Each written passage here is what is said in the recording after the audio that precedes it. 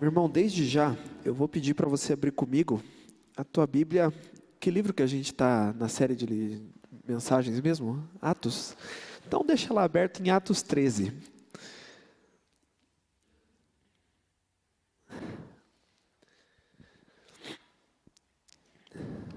No último episódio dessa série, o pastor foi o mensageiro e a gente escutou sobre o trecho de Atos 13, do verso 1 ao verso 12, quando se inicia ali a primeira viagem missionária de Paulo.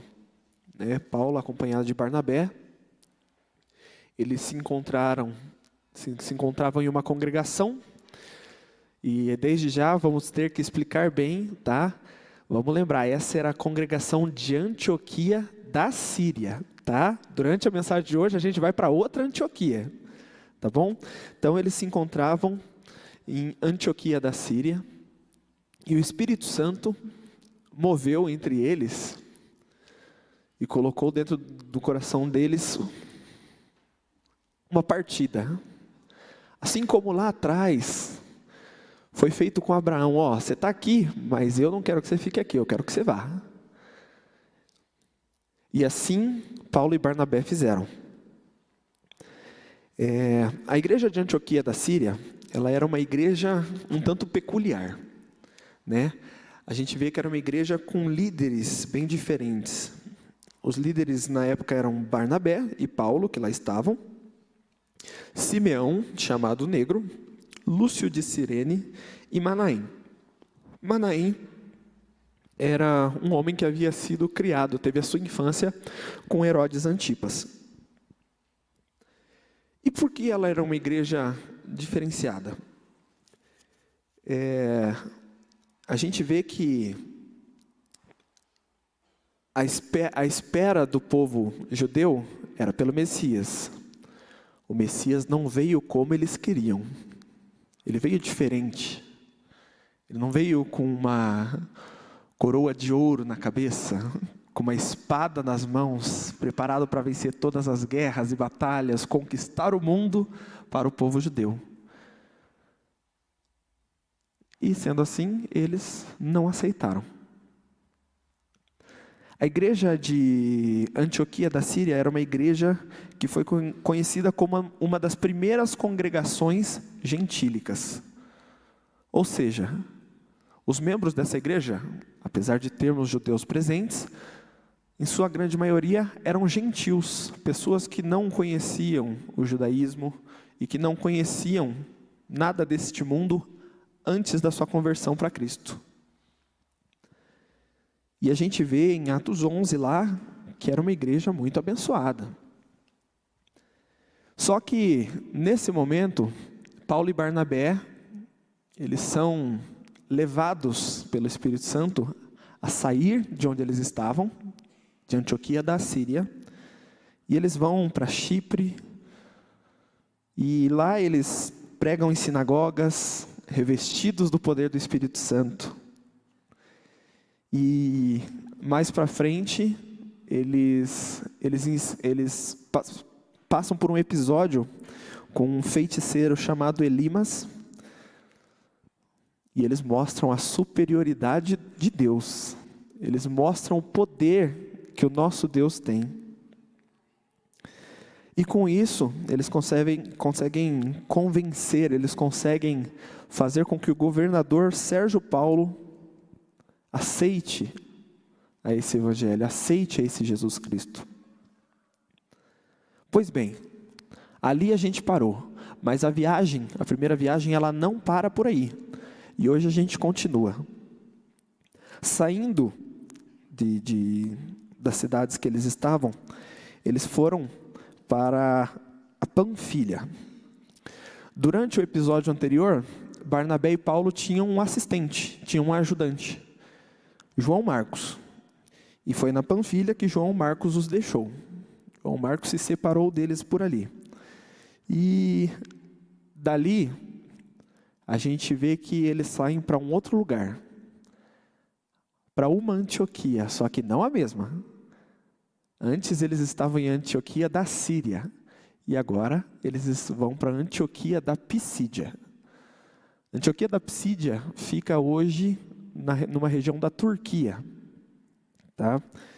E se fosse pensar ali regionalmente, na época, estaria anexada dentro da província da Galácia, né? Então, provavelmente, a carta aos Gálatas estava ali para esse pessoal da Antioquia da Pisídia também. Vamos lá. Agora nós vamos ler, meu irmão. Atos 13, versículo 14 até o 16. Vai dizer o seguinte: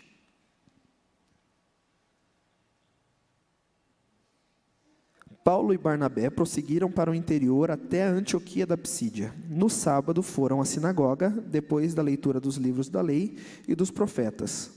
Os chefes da sinagoga lhes mandaram um recado: irmãos, se vocês têm uma palavra de encorajamento para o povo, podem falar. Bom, a gente vem falando sobre Paulo há bastante tempo. Por mais que tenha todo aquele passado, Paulo ainda era uma pessoa muito reconhecida em meio aos judeus. Por quê? Porque ele vinha da escola de Gamaliel, ele era uma pessoa muito conceituada. Ele era uma pessoa que realmente tinha, né, um alto conceito dentro da comunidade judaica. Sendo assim, chegando lá na sinagoga, eles acham que, bom, vamos primeiro ficar aqui no nosso cantinho, né? Não vamos chegar já. Eles ficaram no cantinho deles, mas como eles eram reconhecidos, o pedido dos chefes da sinagoga foi para que eles dessem uma palavra para os ali presentes, né? Uma palavra de encorajamento. E para mim, é aí onde essa história começa a ficar interessante. A forma como eu falo com vocês aqui, ela é um pouco diferente da forma como eu falo com os adolescentes lá em cima, na minha salinha da escola bíblica, né? A linguagem talvez mude um pouco, aqui eu estou um pouquinho mais sério, bem mais nervoso, né? Mas a gente tem linguagens diferentes, didáticas diferentes de se trabalhar. E eu creio que isso também vem do Espírito Santo.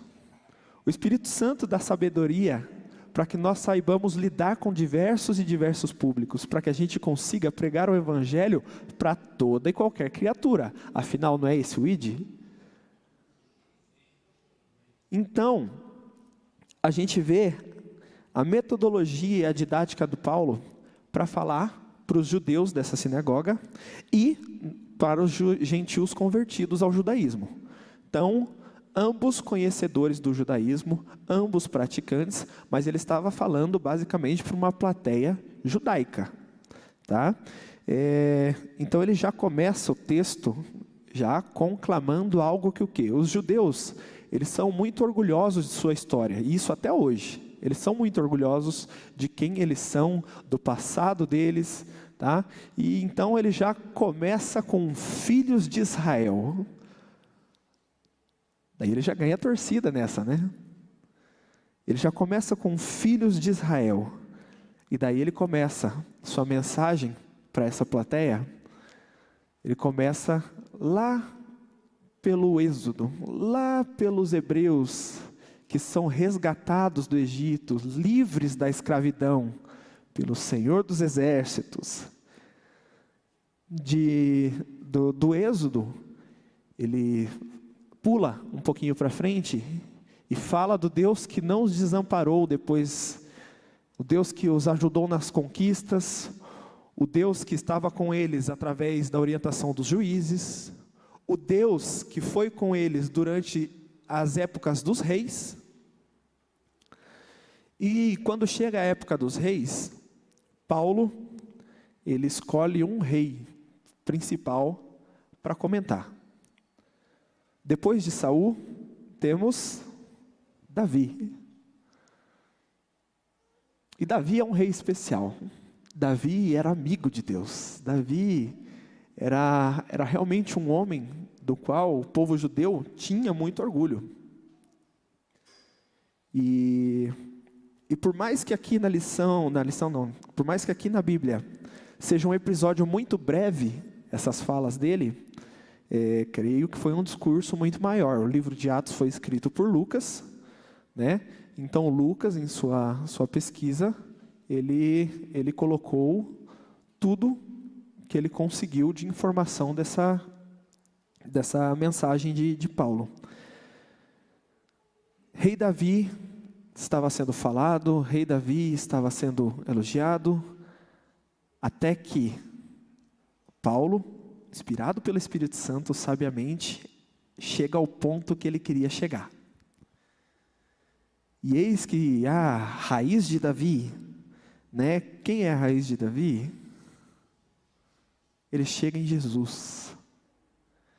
Verso 23 vai dizer o seguinte: e Jesus, um dos descendentes de Davi, é o Salvador que Deus concedeu a Israel conforme a sua promessa. E é isso. Esse assunto novo para aquela plateia. Até Davi eles reconheciam, até Davi eles sabiam, fazia parte da história deles. Mas Jesus era assunto novo. Ele continua falando sobre Jesus, e ele começa a falar sobre a rejeição que Jesus sofreu por parte dos judeus. Mas essa fala dele, nesse momento, não é, por exemplo, para condená-los, como foi feito em Jerusalém, né? Foi uma fala de condenação, uma fala que dizia: vocês condenaram a Jesus, vocês negaram a Jesus. Ali era uma fala de orientação, ali era uma fala de alerta. Vamos ler lá, irmão, do verso 26 até o verso 31. Vai dizer o seguinte: irmãos, vocês que são filhos de Abraão, e também vocês gentios tementes a Deus, esta mensagem de salvação foi enviada a nós, o povo de Jerusalém, e seus líderes não reconheceram que Jesus era aquele a respeito de quem os profetas haviam falado. Em vez disso, eles condenaram e, ao fazerem, cumpriram a palavra dos profetas, que são lidas todos os sábados.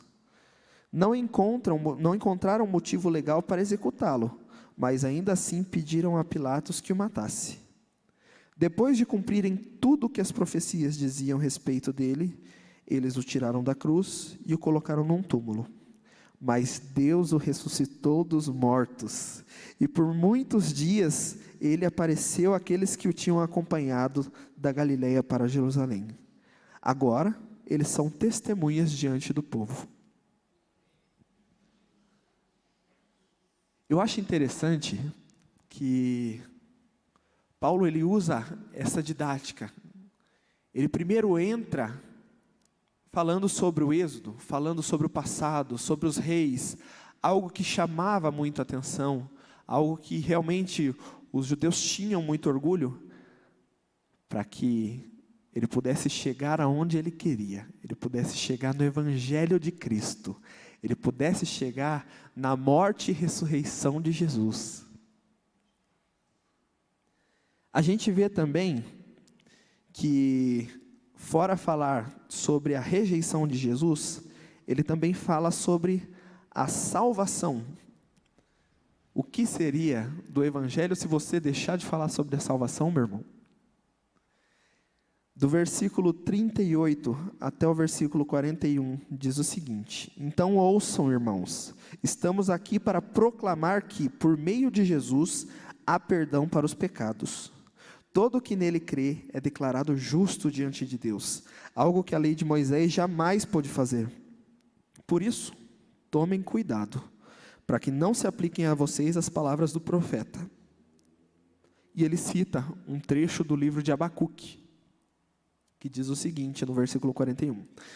Olhem, zombadores, fiquem admirados e morram, pois faço algo em seus dias, algo em que vocês não acreditariam, mesmo que lhes contassem. O texto de Abacuque 1:5 era um alerta, falava sobre as coisas ruins que viriam através dos caldeus, dos babilônicos, calamidades que assolariam a nação, calamidades que destruiriam o templo, calamidades que acabariam com vidas. O que Paulo quis passar quando ele leu esse trecho é que, rejeitando a Cristo, isso seria a destruição deles. Rejeitando a Cristo, essa calamidade sobreviria sobre a vida deles também. E eu falei, nossa, terminou tensa a mensagem do cara, né? Ele terminou desse jeito mesmo, né? Terminou com um climão. Só que logo que ele terminou, eu vou continuar lendo o versículo 42 e 43 aqui. Quando Paulo e Barnabé estavam saindo da sinagoga, o povo pediu para que voltassem a falar dessas coisas na semana seguinte. Muitos judeus e gentios devotos, convertidos ao judaísmo, seguiram Paulo e Barnabé, que insistiam com eles para que continuassem a confiar na graça de Deus. Até com climão, irmão, até com clima tenso, o evangelho tem seus efeitos. Até nas puxadas de orelha, até de vez em quando vem o pessoal pregar e é só chulapada, mas é feito do Espírito Santo em cima da gente. O Espírito Santo trabalhando. Se a gente está se sentindo culpado, se a gente está se sentindo mal, é porque alguma coisa está errado, e o Espírito Santo está mostrando isso para a gente. Foi isso que esses judeus sentiram. Tem algo errado, o que ele falou está certo, faz sentido. E a gente vê que alguns judeus e gentios convertidos, a partir desse momento, já começam a seguir Paulo e Barnabé. E assim se passou a semana, meu irmão. E como prometido, na semana seguinte, no sábado seguinte, Paulo e Barnabé voltaram. Só que, meu irmão, durante essa semana, a notícia correu. A notícia correu muito.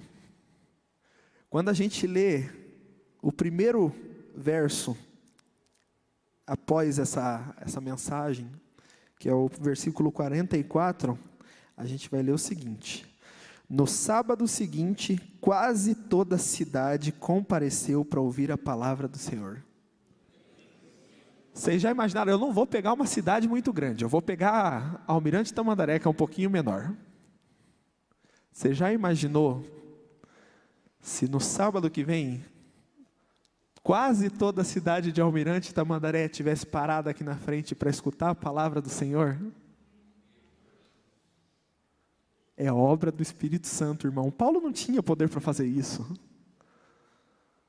É obra do Espírito Santo.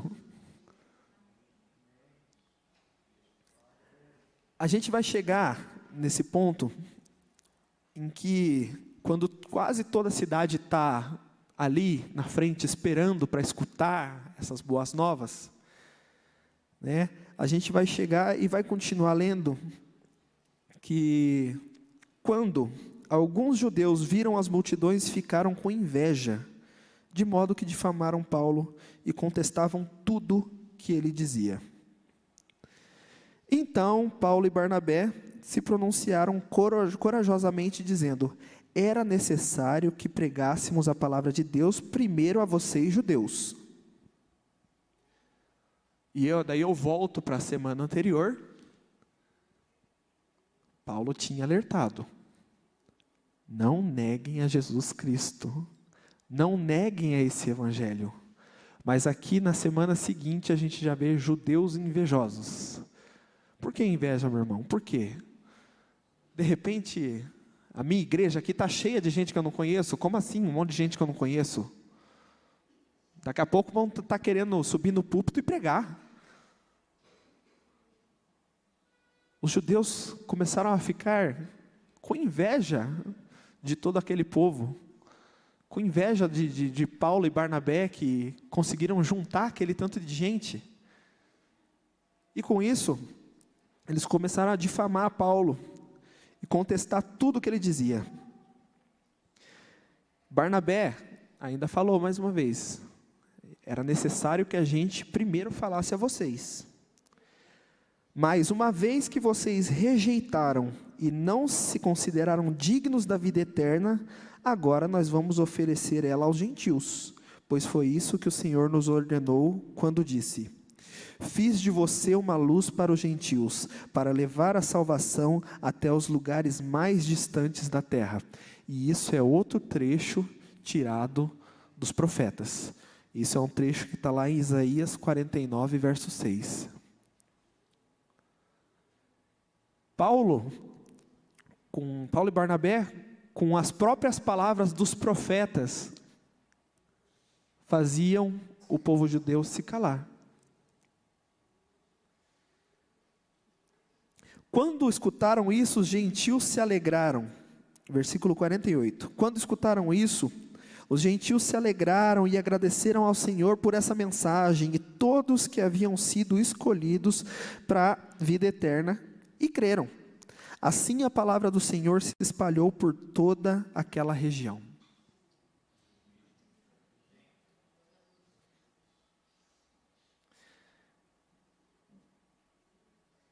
O que tinha de diferente em Paulo e Silas? Eram duas pessoas igual você, tio Cláudio? Duas pernas, duas orelhinhas, dois olhos, uma boca.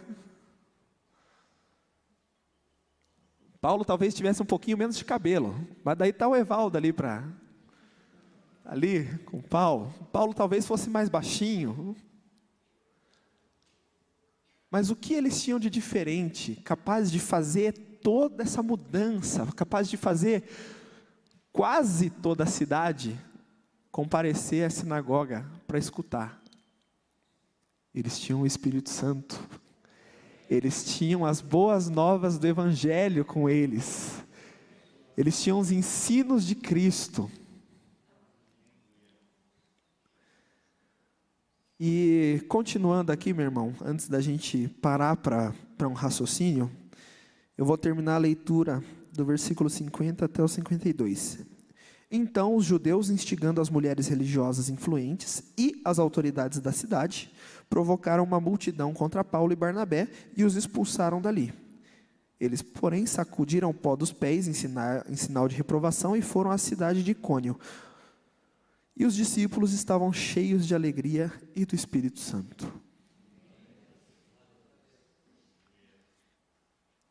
O pensamento que eu tive depois de ler esse texto não foi um pensamento muito legal. Por mim, analisando os meus atos, analisando o que eu faço como membro dessa comunidade, da Igreja Adventista da Promessa da Barreirinha. A gente, desde o começo do mês, com Eliel, a gente viu sobre preconceito. Com Isaías, a gente viu sobre, não só sobre isso, mas um dos pontos da mensagem foi sobre se prender a muitas tradições.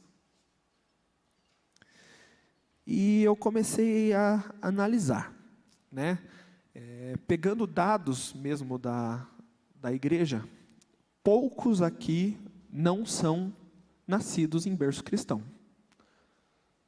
Quantos aqui não são nascidos de berço cristão? Você consegue levantar sua mão? Se der 10% é muito. Se der 10% é muito. E o que acontece? Por vezes, quando a gente vai pregar o Evangelho, a gente vai carregando essas duas coisas. A gente vai carregando tradição e vai carregando preconceitos. Não dá para culpar a gente 100%, porque a gente é construído durante a nossa vida. A gente é formado pela sociedade que nos cerca. Então, às vezes sem querer, e sim, é sem querer, às vezes sem querer você é preconceituoso. Por quê? Porque é isso que você aprendeu desde cedo. Às vezes o preconceito é social, é racial, é religioso. Não, eu trabalho lá com uma menina lá, menina é de tal denominação, não dá nem para puxar papo, né? A gente carrega isso com a gente, porque é isso que a nossa convivência nos traz. A gente foi construído dessa maneira. Mas o Evangelho de Cristo, ele vem para desconstruir tudo aquilo que eu e você achamos. O Evangelho de Cristo, ele vem para quebrar paradigmas. Então, às vezes a gente está sendo igual aos judeus. Os judeus de Antioquia da Psídia. A gente, não digo que a gente está com inveja, mas a gente é preconceituoso, né? Imagina, aquele povo nem sabe de Deus direito e está aparecendo aqui na igreja. Daqui a pouco vão querer tocar o meu baixo ali, não. E sai fora. Às vezes a gente está sendo igualzinho a esses judeus. A gente às vezes, para pregar o Evangelho, a gente busca gente igual a gente, né? Quanto mais parecido com um crente, melhor. Daí não precisa de tanta adaptação, né? Só colocar no banquinho ali, ele vai estar bem bonitinho, com roupinha de crente, com costumes de crente, né? Só que o que Cristo nos mostra durante a sua vida, e nos mostra com o seu propósito, era com esse tipo de gente que ele sentava para jantar?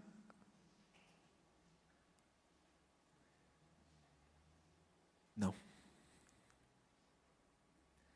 A gente vê que Cristo era cercado de todo tipo de gente. E quando eu digo todo tipo de gente, meu irmão, é todo tipo de gente mesmo. Até aquele tipo lá que você pensou aí e deu aquela levantada, até esse. Ele era cercado de todo esse tipo de gente, meu irmão. E daí a gente olha, eu olho aqui a igreja, e eu vejo só gente bonita. Mas o que eu tenho que mudar aqui, né? Nossa, eu vejo aqui cristãos, eu vejo aqui pessoas bem arrumadas, eu vejo aqui. O que eu tenho que mudar na minha mente é que os bancos dessa igreja, eles foram feitos para receber todo e qualquer tipo de gente. E eu tenho que glorificar a Deus o dia que eu ver uma prostituta sentada nesse banco. Eu tenho que glorificar a Deus o dia que eu ver alguém da comunidade LGBTQIA+, sentada nesse banco. Eu tenho que glorificar a Deus quando eu ver aí dependente químico, quando eu ver aí traficante. Sabe por quê? Porque eu cantei no último hino que eu acredito no poder de Jesus do Evangelho, eu acredito no poder transformador. Então, do mesmo jeito que eu acredito que nesse banco vai sentar uma prostituta, eu acredito que nesse banco vai sentar uma ex-prostituta. Eu acredito que nesse banco vai sentar um ex-traficante. Eu acredito que nesse banco vai sentar todo tipo de ex-pessoa, porque eu tenho que ser uma ex-pessoa, né? Tudo tem que se fazer novo dentro de mim. As coisas que são velhas têm que passar. Eu não posso ser o mesmo depois que eu encontrei a Jesus Cristo. O que me diferencia de quem senta do meu lado, seja ele quem for? Sendo que em Romanos 3 diz que todo mundo pecou. Mas a gente às vezes ainda está preso. Está preso nos nossos achismos, nos nossos preconceitos. A gente está preso num looping, no qual a gente entra e não consegue sair. No looping de quem tem fé, mas às vezes não tanta fé.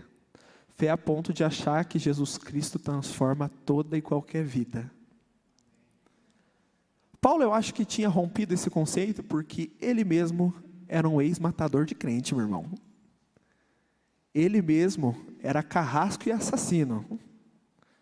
Mas quando ele tem um encontro com Jesus Cristo, a vida dele muda.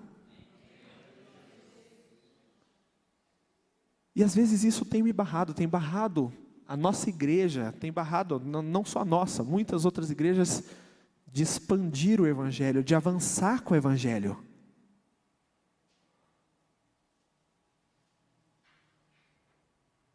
Jesus é o mesmo? Amém. O Evangelho é o mesmo?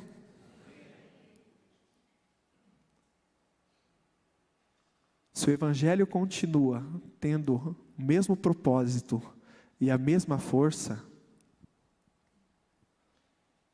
o que está de errado sou eu.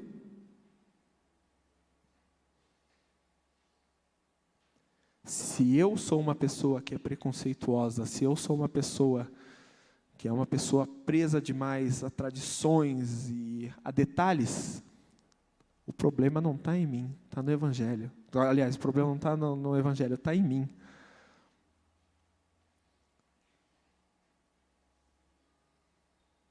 Só que daí a gente fica no impasse. O tema da mensagem era sobre a expansão do Evangelho. Só que como que o Evangelho vai ser propagado se a minha pessoa ainda se encontra no mesmo estado? É o clássico, como ouvirão se não há quem pregue? Ou eu vou ficar escolhendo quem vai ser crente aqui ou não, quem vai receber a salvação ou não, né? Gente igual eu é que vai ser crente. Gente diferente não pode, porque a gente é desse jeito aqui e acabou. A gente tem que entender que nós, como igreja, às vezes precisamos mudar para que o Evangelho não mude. E graças a Deus que a igreja pode mudar para que o Evangelho não mude. Vocês já pensaram? Eu estava relembrando essa semana do culto de adoração que o Grupo Vida fez. E com essa mensagem na cabeça. E eu lembrei que a tia Uda trouxe a palavra, e ela falou, gente, tenho 10 minutos. Em 10 minutos, o Espírito Santo usou a tia Uda de uma forma...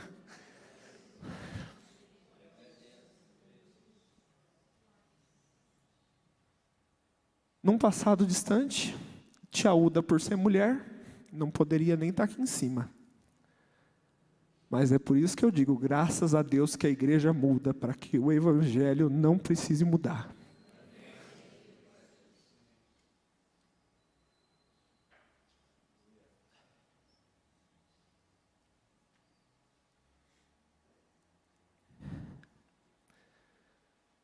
Eu queria encerrar dizendo, meu irmão, que eu fui num retiro de carnaval da IAP de Vila Camargo. Acho que o Marlon estava comigo nesse. O Marlon foi eu, o Marlon, mais uns cabeça, os diferentão. Esse retiro, ele tratava do livro de Atos. E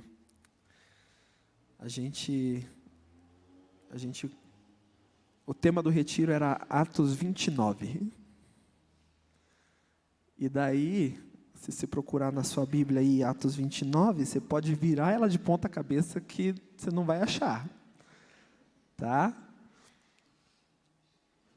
Qual era o intuito daquele retiro? Era mostrar que isso aqui continua. Isso aqui continua comigo e com você agora. O Atos 29 é eu e você que vamos estar escrevendo. Essa história de propagação do Evangelho e de ação do Espírito Santo está na minha e nas tuas mãos.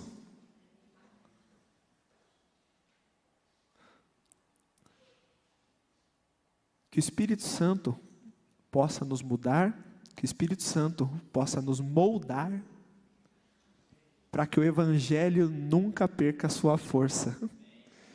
E que um dia a gente tenha realmente o prazer, sentir o prazer de poder ver todo tipo de gente sentada nesses bancos.